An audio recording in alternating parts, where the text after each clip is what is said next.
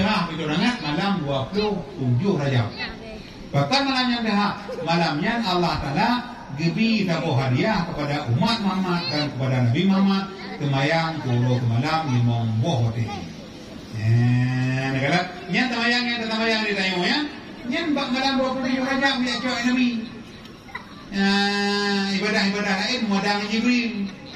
Haji modang Jibril. Puasa modang Jibril. Jakut modang Jibril. Tapi temayang limong buah hotel kaya ulangnya. Yang ini fikir mangga-mangga ngendang dalam ayam. Nabi dijak dengan Jibril.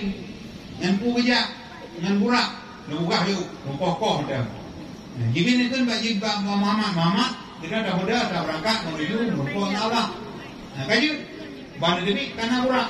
Ada burak. Ada burak, mumat kau. Kakak berapa?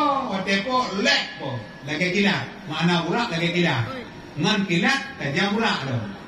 Yang kalau mak balik buka cahaya kilat.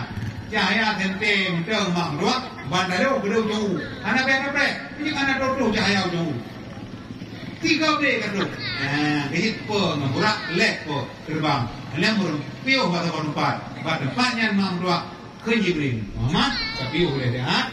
Kata mayang dua rakaat. Kamu nak ke Allah. Nyo tabah tempat yang cukup. Tempatnya nyo kepunan Taibah ataupun kepunan di Yasrib.